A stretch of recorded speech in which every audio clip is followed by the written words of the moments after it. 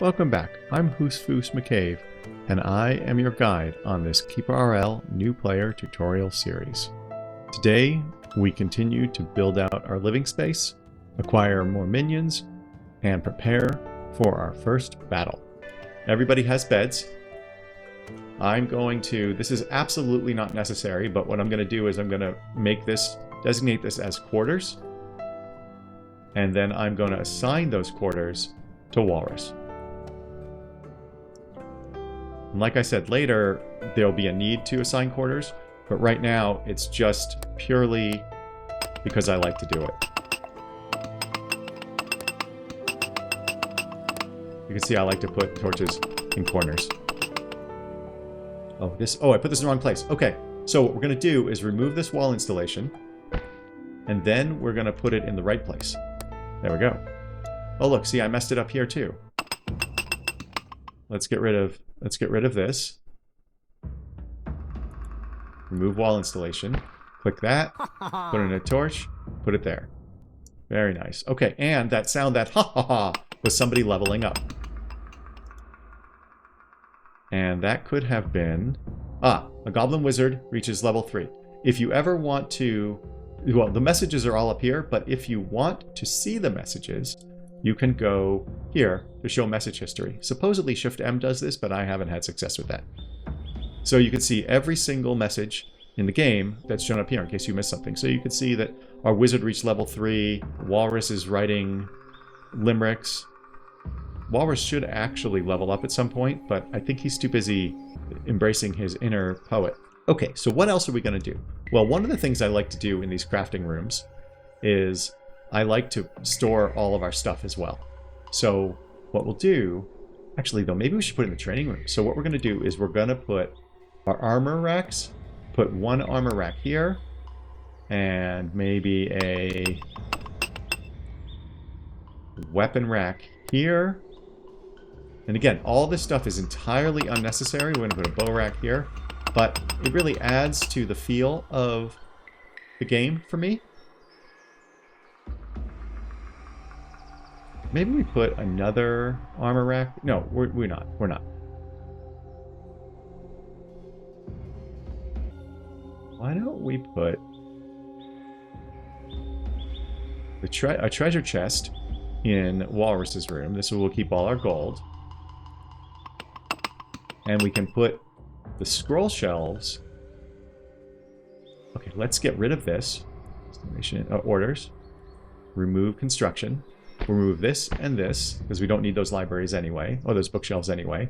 And we'll put our scroll shelf here, and our jewelry chest here. So now we've got one of every storage facility except... Oh wait, did I do potions? Nope, I didn't do potions. Okay, wait, hold on. This is our scroll shelf. Yeah, let's get rid of the jewelry chest. Remove construction, jewelry chest, you're gone. Thank you. In fact, that can go in Walrus's room. We want potion shelf in here. And then we can put the jewelry... I don't want them coming into his room for jewelry. Why don't we put the jewelry chest here? And what we're going to do is the final storage thing is a grave. So when you kill guys, their corpses will be left over, and you can put them in a grave. In fact, we are not going to do that yet. You know what? We will. So any corpses, it needs stone, by the way, not wood. Any corpses we find will be taken here. That is, the reason I hesitated was because that's generally something you don't want to do unless you have a need for corpses, because corpses are very heavy and it can take a long time for guys to pick them up. However, imps have infinite carrying capacity, so it may not even be an issue. So jewelry chest. Now, what do we want to do next? What we want to do next is we want to schedule some equipment to be made for our minions that we don't even yet have. So you can see leather armor is free. And as long as you don't want a shield or a club, everything is great. So, and Corinthums, these are kind of magic hats. So we're going to make one for each of our magic users. Our keeper is a magic user. This wizard has plus 30 spell speed, so we're going to acquire them as well. You can see kind of how I do things. I like to acquire the ones with special abilities if possible. So we actually need to make one more Corinthum. Again, it's free, so that's fine. And we're going to make 4 each of the free leather items. And I like to have clubs. There's a school of thought that you don't need clubs, that hand-to-hand is enough. I don't necessarily subscribe to that school of thought. We're going to take this warrior who can disarm traps. I don't know that it matters that much, but we're going to do it. We've got a priest here that's resistant to magic. We'll take them. I don't know that priests benefit. Yes, priests benefit from Corinthum, so we're going to make another one of those. And you can see how it goes. This is how you get things started. Let's go look at our population. We're up to 6 of 10, but we only have 1 warrior. So we're going to need to focus on getting some warriors because they're our frontline guys. What are you, priest? Oh, extra spell damage training potential. I don't know how useful that is for a priest. I'm going to reject this wizard with right click. You can hear, or you can see, this warrior's training. You can see our artificer is creating stuff. Meanwhile, Walrus is slacking off, or, well, not slacking off, but engaging in the arts. Which, you know, as an American, we don't value the arts. So, let me see. Let's go tell our imps to get this stone. There's no reason not to, but I'm not going to make a double wide because there's no reason to do that. And in practice, I really like to do singles just in case, even though it's not going to make any difference on these low levels. But the imps will get to that when they do. +5 damage when drunk. This is a great trait if you're good at managing drunk minions. I am not, so I'm rejecting you. This priest, I'm going to reject.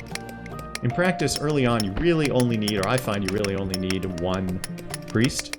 We don't need another artificer. And so remember, we have a maximum population of 10. The imps don't count against the 10, but everybody else does. The keeper counts. So that's right, you start with a population of 1 of 10. And you can increase this, and I'll show you how to do that in a little bit. Meanwhile, the simp is grabbing that. We don't need this artificer. I'm usually not quite as on the ball here with rejecting minions. Maybe we just want this warrior. No, we're rejecting you because we're not in danger right now anyway. Let's put in some torches.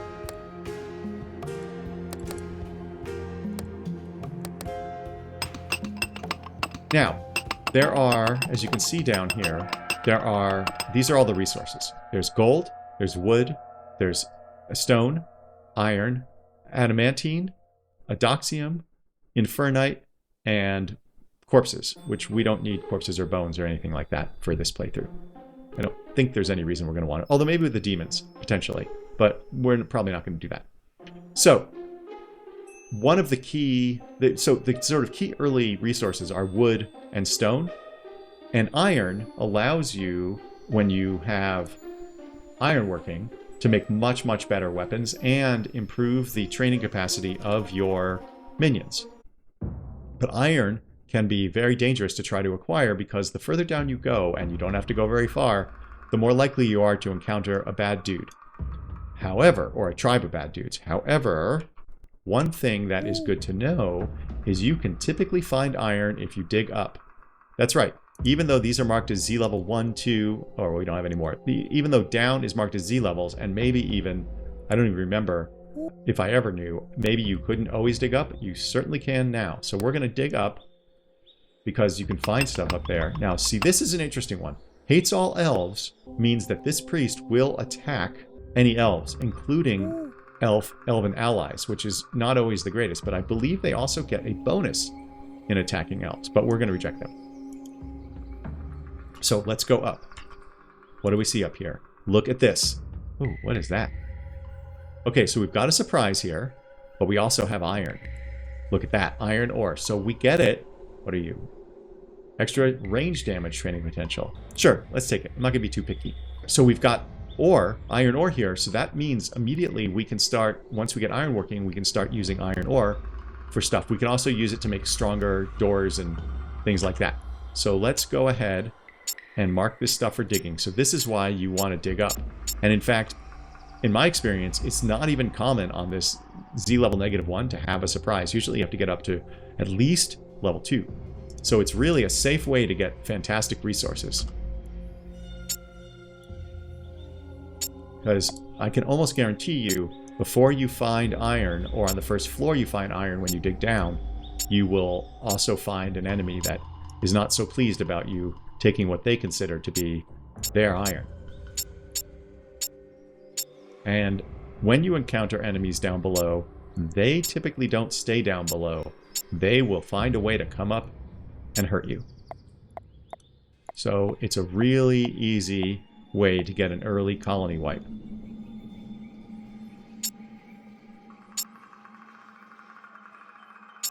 As you might imagine, as your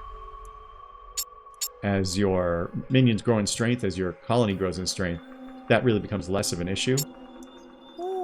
But certainly at the beginning... Where's our stairs? Way over here. Okay. We're going to dig like this. What we're hoping not to see is a corridor. Because if we find a corridor, then that's going to potentially expose us to this surprise. And if you do encounter surprises up here, they are going to be challenging for you at the level that you're at this beginning level. Okay, there's something here. This river might go here? I don't know if they go up multiple levels or if there's like if there's some kind of canyon or something, but we're going to find out together.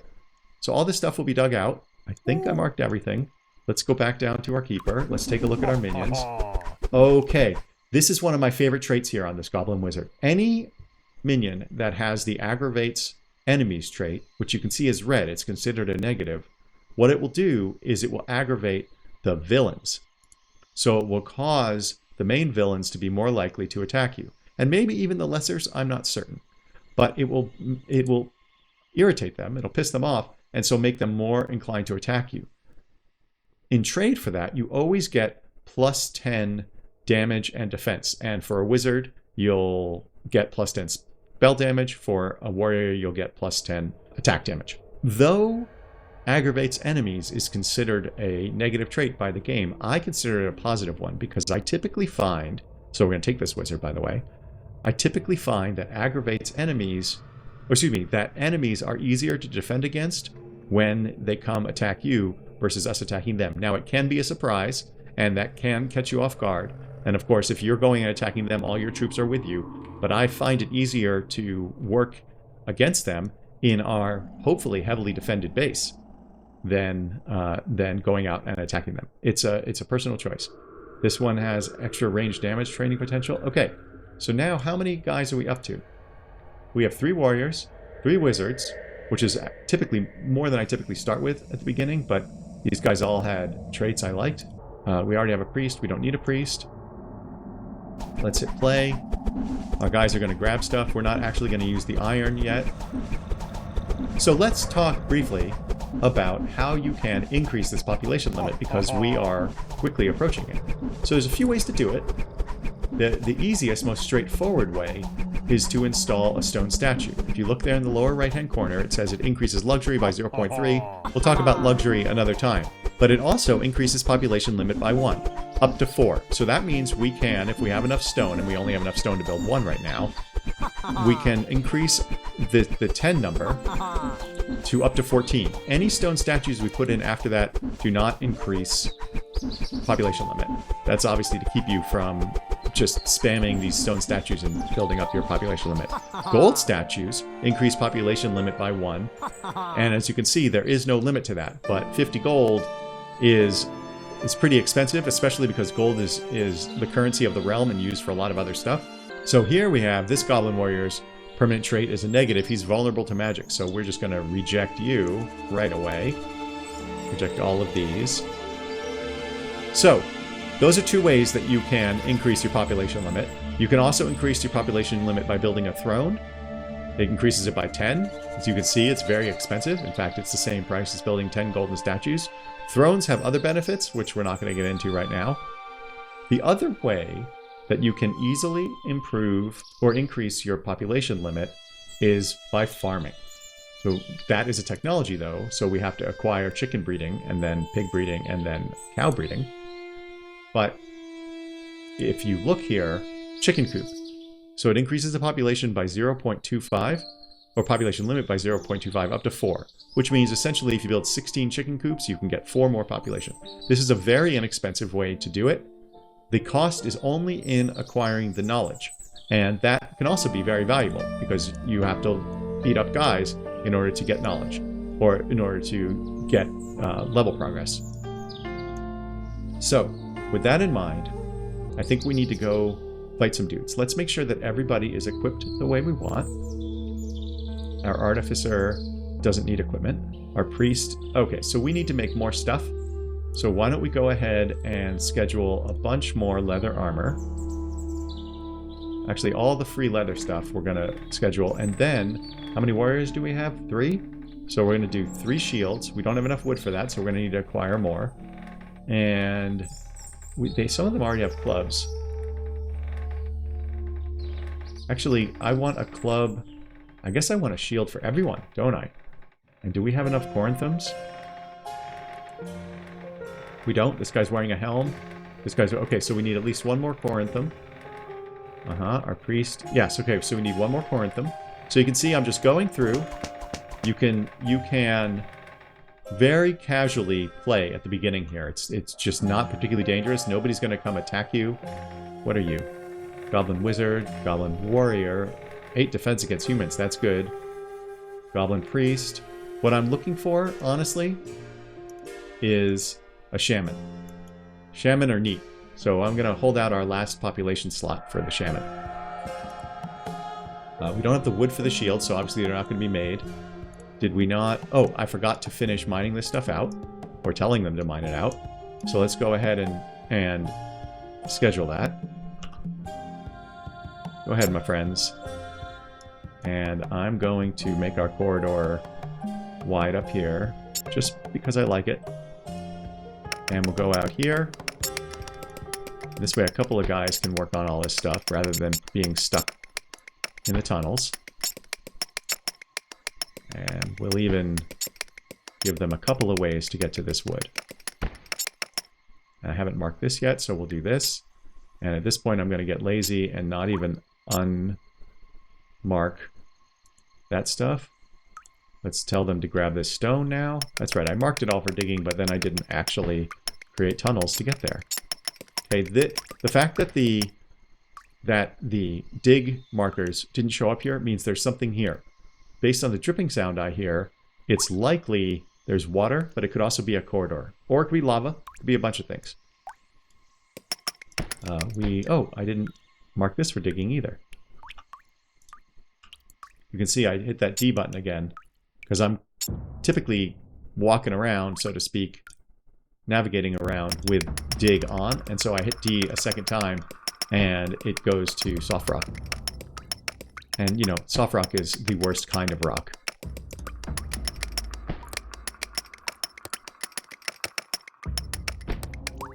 It's like easy listening. Ugh.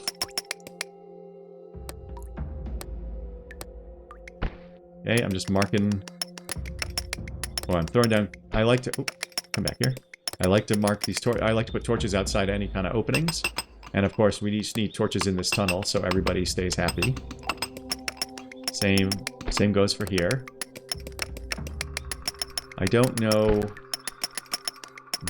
off the top of my head, I don't know the distance that these things light up, but I actually don't care. Can see in the dark and hates all elves. Hates all elves is not great, because see in the dark is amazing. You suck. Entertainer? Okay. Oh no, that was a wizard. Yikes. Okay, well, shoot. And I forgot I was looking for a shaman anyway. Well, darn. Okay, they're going to grab all of that. We're going to find out what's over here. Let's go ahead and throw a torch down here.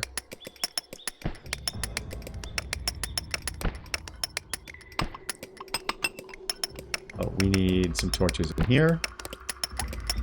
Yeah, so this is water here. Like this torch, like that. Okay, and we'll put another one right there. Okay, they're going to get all those resources for us. And they will bring it back.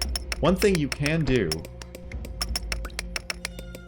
is you can, and this is typically not useful on when you're so close to your base, but if you're down really far and you want your guys to get the resources into your, make them available, more quickly, you can drop a resource storage area. I'll typically do this on like level 10 or something. And then what they'll do is they'll move it all into here because resources are not available until they are in storage. So watch that. See, we just got all that all that wood because he dropped it in here. So resources are not available until they're in storage. But and same with equipment, same with anything. Nothing is available until it's in storage. But once it's in storage, it can be used from anywhere. Nobody has to go fetch it. So now that it's in storage, we're gonna tell it remove construction, and it goes away. See that? So let's put the storage in there. And there it is. And we'll take that out later.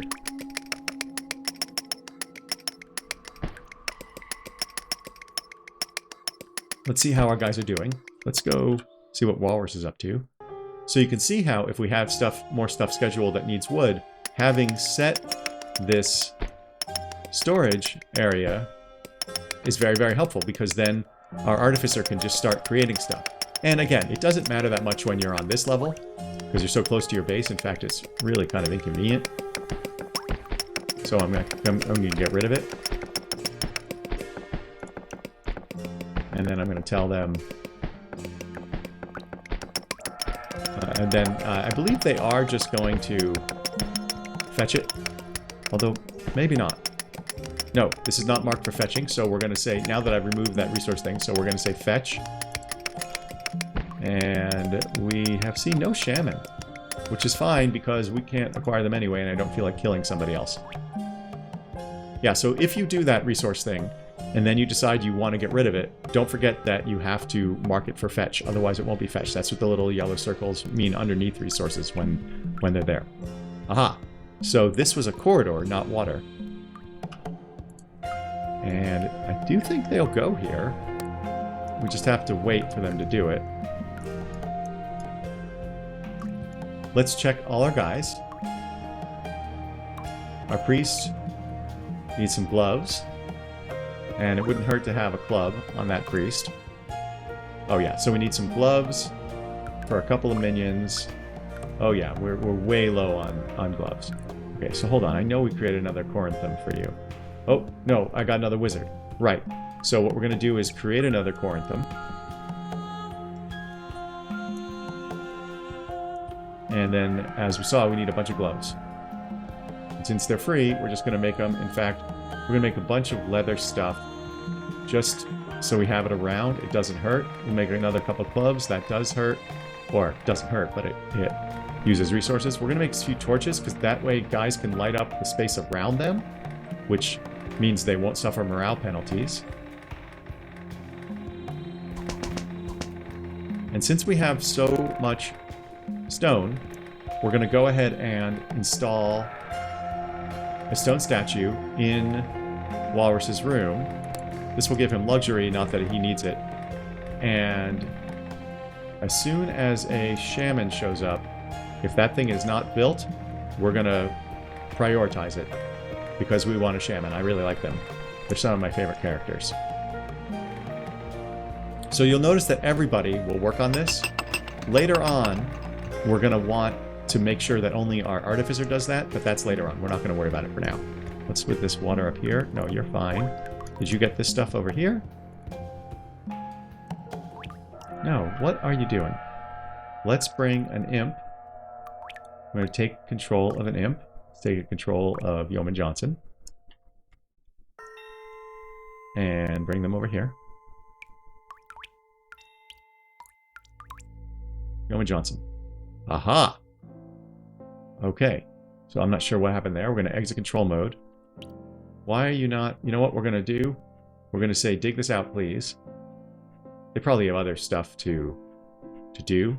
But we're just going to say, dig that out. And then maybe he'll continue, maybe he won't. So you can see that statue's already built because our population limit is now 11, excuse me. It's increased by 1.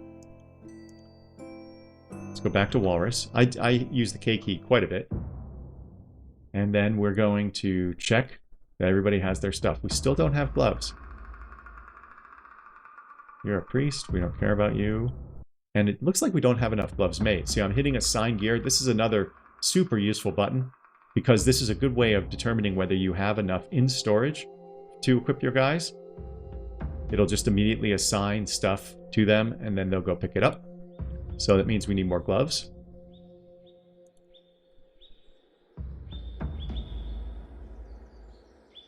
Once the gloves are made, okay, let's see what happens. See, I hit assign gear, and Gorak, the priest, had these gloves assigned. So I use this as a way to figure out if I need to make more stuff for our guys. You have everything you need. You are missing gloves. So I assigned gear again, gloves. This guy doesn't have... Oh, wow, okay, we don't have enough weapons. You'll notice also that his gloves changed out. That's because we had some +2 gloves and he was wearing +1 gloves. So they will also be smart enough to get better stuff. So we need some more shields and we need some more gloves. So let's go ahead and do that.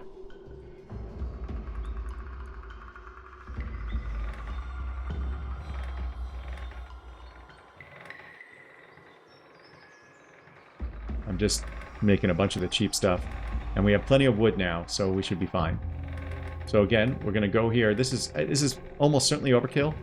The guys that we're going to go fight are not going to be very tough, but it is useful to know that your guys are ready. So this guy now can have a shield that he's going to put on. You are getting ready to equip a club. You don't need to give all of this stuff to wizards, but you can. Once again, the Corinthums, you can see there, they reduce their melee damage, that's what the -2 damage is, but it increases their spell damage and the speed with which their spells operate. Let me see, you need gloves and a shield. You have everything you need. You need a shield. And you need a shield and a club. So you can see that some of these things have +1, or +4 in this case, whereas this guy has +5. That depends on the skill of the guy who makes it. So our artificer probably made the +5 club. We don't really care. But let's go back to... Who is that aggravates enemy? Yes, one of these has aggravates enemies. This one with aggravates enemies, if you look here, this is his spell damage, 29 +2 versus bug hack, 19 +2. And again, watch the defense, 15 +6. Oh, you should have better defense. Why don't you have better defense? You should, oh, there it is. Oh, that was weird. Maybe they were sleeping. So yeah, so he has +10 because that's what comes along with the aggravates enemies. The other thing to recognize is that these guys can all get up to level 7, but these wooden bookcases don't allow them to go above 3. And that's the same with our warriors. So we need iron bookcases and iron training dummies. But everybody's ready to go. I stopped looking over here. Okay, let's clear this out. Let's clear this out. Now we're going to... This is shown in the tutorial, but now we're going to create a team. So we're going to start with our keeper. Your keeper, if you're using the default keeper, is very buff. Like, super overpowered compared to everything else for their level. So you can lead with your keeper and feel pretty confident that you're going to be able to kick the crap out of everything. So why don't we go ahead and... What we're going to do is we're going to attack the guys up here. We're going to take out both these surprises. We know these are villagers because we saw them when we drowned our other guy. The slaughter will commence next episode. Please feel free to use the comment section to ask questions or make suggestions. Thank you so much for your support. I love you very much, and please remember to have your pets spayed or neutered.